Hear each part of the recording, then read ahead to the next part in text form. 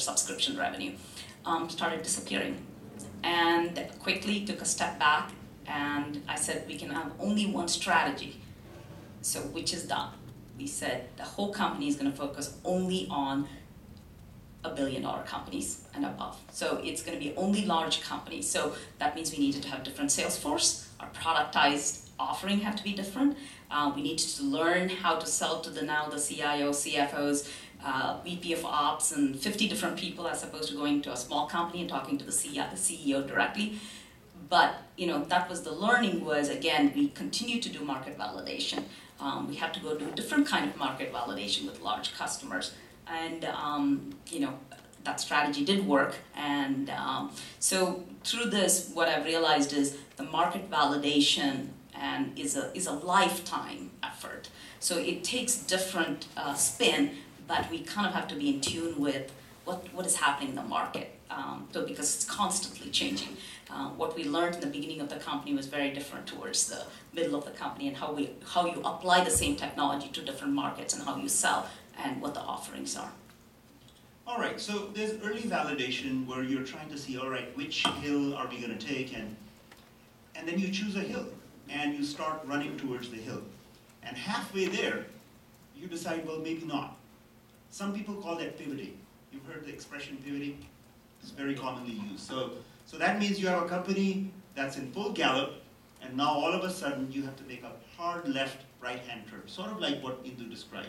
So Indu, what can a CEO or leader do to make that work really well? Because that pivot can go extremely well or extremely badly. And I bet there's all kinds of stories on that. Yeah. So what are some best practices? What does a leader really need to do? So I'm going to tell you, things I should have done, which I didn't do, and hindsight is 20/20. So what I would have done next time.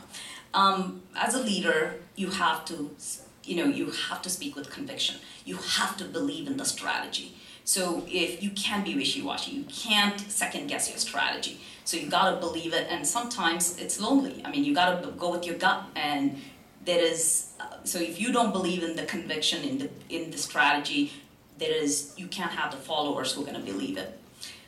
That's number one. And number two is communication. Communicating that strategy to rest of the team. I wouldn't say I specifically did that very well, I mean, now thinking back, because we did actually start having our India team at the same time. And there was a lot of nervousness with people here. What are we doing? Am I going to have a job? This was a downturn. But what I learned through that is to be very clear in the strategy to the rest of the people, because I knew what the strategy was, and I thought, but especially in downturn when there's a lot of fear, you kind of have to spend a lot more time on making sure there's a strategy and also how it applies to them, because everyone's focusing on, how does it matter to me? Because now you're taking away the products that people were really expert on, they knew how to sell, they knew how to be product managers, and now you're saying, okay, that product no longer exists, so what is my job all about? So, that's what my learning was, communicating very clearly to what happens to each one and coming up with a complete plan as not supposed to peeling. Thank you. I can add maybe one follow-up point there, please, so we should. I would say, when you're racing towards that hill, Ujjwal, and you suddenly get to the base and you see a whole army at the top, it's pretty clear why you don't want to go up that hill. But what you also need to communicate to the people is not only why not that hill, because that will be obvious to everybody, but this new hill that you see out in the distance just can't be another new hill. So you can't just be running away from something, you have to be running to something, because people will see that you're running away, but if there isn't some logical reason for the new hill, then people are going to be nervous about that. So you can't, when you pivot, you have to, it's clearly kind of why you're pivoting away from that, but it should be very clear that there's some logic for the new hill. Very well said, thank you. Misha, do you want to add? I actually have a question both for Indu and Aaron before I talk. I have a friend who's an entrepreneur who once said that the minute you raise your Series A, you should look forward to when you think you might need your Series B, and think about where the company is going to be and actually write up the slides that describe to your next set of investors what the company has accomplished. I'd love to hear whether you think that is a useful exercise, and if it's compatible with the framework of rapid product validation and product evolution that you both described. Great question.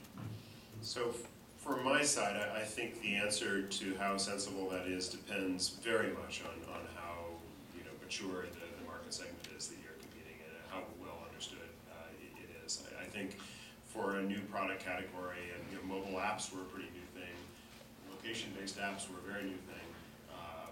Location-based shopping app was a new concept altogether. I think it'd be a waste of time for us to say, oh yeah, a year and a half from now, here's exactly where we're going to be down to the point of constructing slides. I think it's an interesting visualization exercise, but nothing more. And then hopefully you develop those visualization muscles enough that you don't actually have to go to PowerPoint to get them energized. Yeah, I think that one of the most interesting challenges that an entrepreneur has is maintaining a consistency of vision and purpose while changing tactics and adapting at all times to the real input that you're getting. And that's always a delicate balance, and I think we've all probably seen companies that have erred on one side or the other, either flipping around with a new idea every week and making no progress, or else down the torpedoes full speed ahead and pursuing a failed doomed strategy. So I think maybe that advice might lead someone a little bit more toward that second category if it's applied in this space where you really need to learn a lot to know where you should be in a year or two. All right, I'm going to move us into the last area and then leave enough time for Q&A. So I think all of you know that we're most prone to making mistakes or doing the wrong thing when there's a lot of time and distance between our actions and their consequences. Very specifically, what if you were making mistakes now that wouldn't make their consequences evident until somebody tried to buy you? 3 years have gone by, you have revenues, you have customers, you have happy employees, here comes the exit, and there are 4 issues. And those can really cost you. So fortunately, we have Misha here with us, very experienced attorney in these areas. He also advises companies that buy startups. So he has seen this movie many times, and so he's going to talk to us about some of the lessons and things you can do now when you're starting your company, so you don't have those moments at the time of exit. Thanks. So one of the jokes that lawyers tell is that if you ask an engineer who's just founded a startup what the optimal amount of time is that they should be spending with their lawyer, the answer is something like it should asymptotically approach 0. And there's really something to that. The focus, of course, should be on the product and on the solution that's being developed. But there are some places where, over and over again, when I work with large companies that are buying early stage companies, we see problems that were created or that just happened through a failure to do something that are really taking away the value that the founders and the investors are realizing from the sale of the company. And this also applies when you're not selling the company, if you're just raising funds, if you're going public. These are all things that will come out in the diligence that the underwriters or the investors do. So it's not limited to M&A situations, but you get the greatest hit to value in an M&A situation. So it's interesting that the list I came up with has as kind of its top 5 issues all IP-related issues. I think that's because, although there are plenty of problems that arise in connection with corporate formation and with financing documents, those are mostly solvable.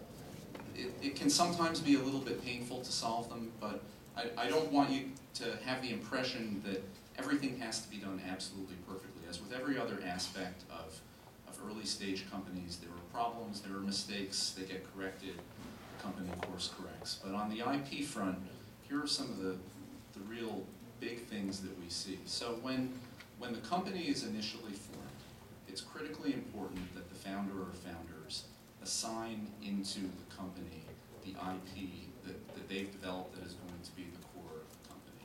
That's normally done as partial consideration for the founder stock that they're receiving. A typical arrangement would be that the founders convey that IP into the company, so it's no longer technically theirs, it's now owned by the corporate entity, and they pay a nominal amount of money and they receive back for that the stock. If that's not done, you potentially can have a situation where down the road, some subset of the founders parts ways. This does happen from time to time, and part of what should be the company's IP goes off somewhere else and is no longer there for the company to use or for an acquirer to get in exchange for what it's paying from the company. So a kind of corollary to that is, as you hire engineers and as you hire employees at an early stage, they need to sign up what are usually referred to as proprietary invention assignment agreements, or PIAAs. This is an agreement by which they formally say, okay, things that I develop in my capacity as an engineer are going to be the company's property, inventions that I make. And there are some complex exceptions to that. You might be saying, well, what if I work for a semiconductor company and in my spare time at home I develop something that relates to consumer internet and has absolutely nothing to do with semiconductors.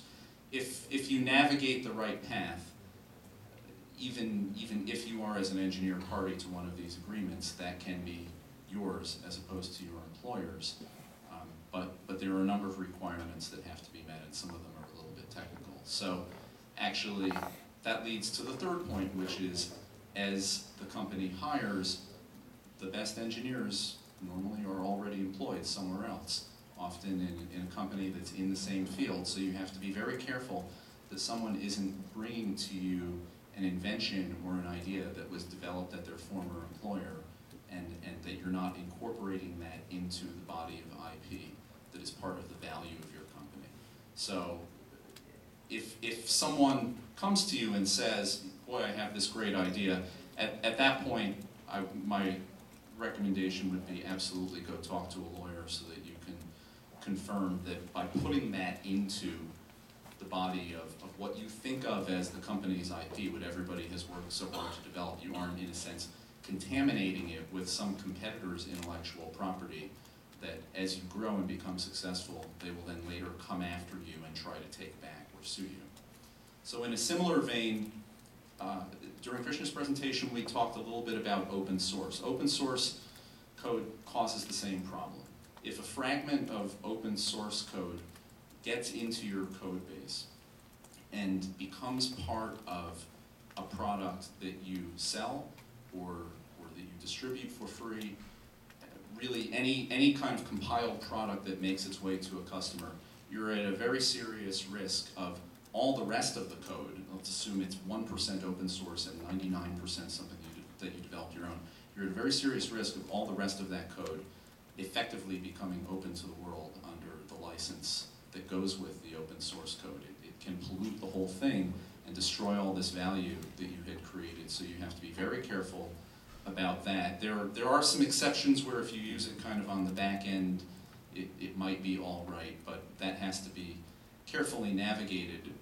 A couple of points on this. The first is that won't normally be noticed by the world. There's no way to tell, typically from compiled code, that there's a fragment of open source in it, and there's a real temptation sometimes for engineers to go borrow something that has already been created. Perhaps it has been done in a very elegant and streamlined way within the open source community.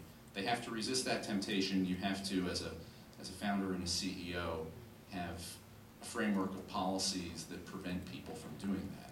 When it comes time for an acquirer to look at buying your company and doing due diligence, if the company has any software, and these days almost every company has some software, they might not advertise themselves to the world as a software company, but it's harder and harder to find a technology company that doesn't have code as a meaningful part of the value of what it's selling to the world. They will normally, the acquirer will normally run a code scan against the database of known open source code and try to pick up any fragment that they can of open source that's in your code base, and you will have serious problems if they're able to find something. The last point is a little bit more esoteric, but again, in a similar vein, if there was any government funding involved in the development of your intellectual property, or any involvement from a university, if there was a university professor amongst your founders, or what you're doing was in some way developed using the facilities of a university, there are a lot of complexities associated with that, because those things normally automatically grant some rights, either on the part of the government or on the part of the academic institution, to what you have as your IP, so you need to be very careful about that. I've had transactions where that diminished the value that the investors and founders realized upon a sale of a company by something on the order of 30 or 40%, because in the one I'm thinking of, we had to go spend 4 months negotiating with the Berkeley Office of Technology licensing. Stanford is rumored to make more money off of licensing IP than it does from the investments in its endowment, which is not a small endowment. It's a very big deal. One last point outside the realm of IP. As a company grows, you're constantly entering into contracts with customers, perhaps contracts with suppliers, depending on the nature of your business, leases, the things you need to do to run a business on a day-to-day basis. There's a little bit of a temptation, I think, sometimes when those run to 20 pages of legalese to just gloss over them. The one thing that you really might want to think about paying attention to are what we refer to as change of control clauses and non-competes and exclusivity type clauses. Those aren't normally placed into the same bucket, but I'm putting them into the same bucket for now, because the way a potential buyer of the business will look at those is they'll say, well, is that going to diminish the value that I need to get? A good example is, unfortunately this one is unavoidable, but it's a good and perennial example. Cadence has come up a couple of times earlier this evening. So as one of the major EDA vendors, if you start a fabless chip company and you buy Cadence tools and use those to develop your layout, your contract with Cadence will say that if somebody buys you, that the contract with Cadence blows up, it doesn't transfer. And so the acquirer, assuming it's another company that uses Cadence or Synopsys or Intergraphics tools, needs to expand their license to cover the engineers that they're acquiring. And if it's not the same set of tools, they need to somehow port people over to the new tools. That all imposes expense on the acquirer, and that's a cost that, other things being equal, they'll not want to pay themselves. They'll want to take it out of the purchase price that they're paying for the business. Non-competes and exclusivity clauses can be tricky, because if not correctly worded, you can have a situation where a small company that's being bought has a clause in one of its contracts that says that not only the company but its affiliates are bound by this provision.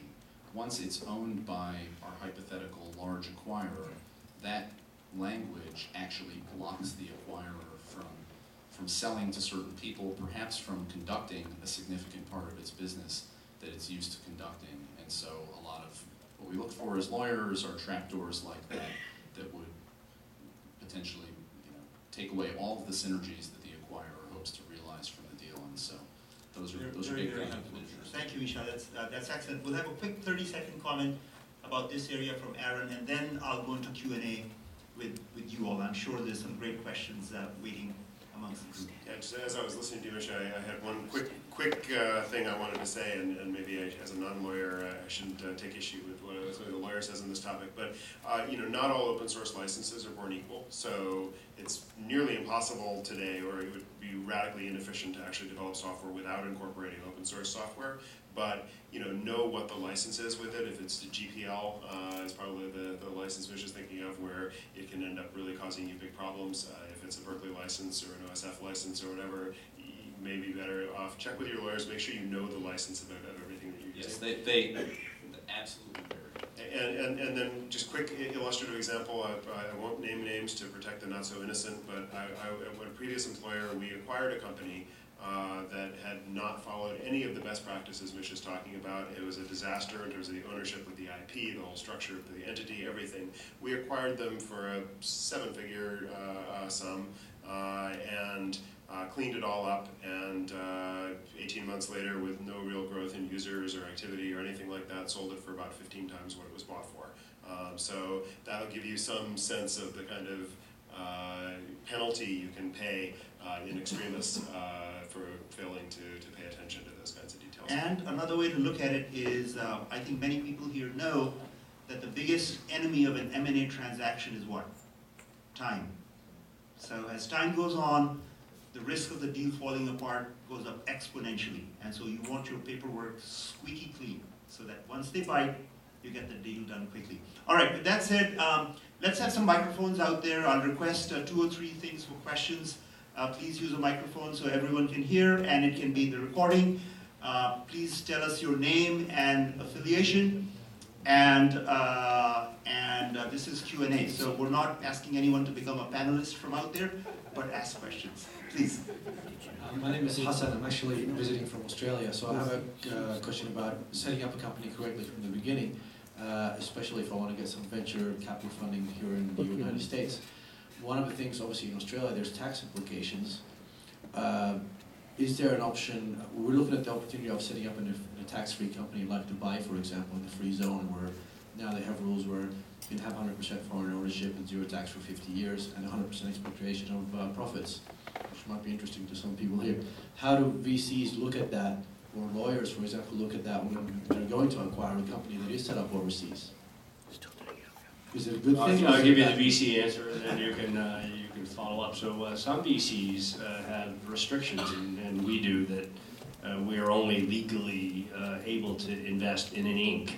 So U.S. incorporated company, and so my first investment actually was a company called Micromuse, which was in London and incorporated in London, and I wanted to make that investment. I had to go through 4 months of agony actually to get the company reincorporated in the United States and headquartered in San Francisco, and it was all a bit of a mess, but we couldn't physically make the investment if we didn't do that. Now, not all VCs have that restriction, so that'd be a good question for you as you're talking to VCs, or are they able to even do it? The tax issues that you mentioned really require the advice of a specialized tax advisor, which none of us are. But I'll just say that in general, when we talk to entrepreneurs that are thinking about creating a new company, the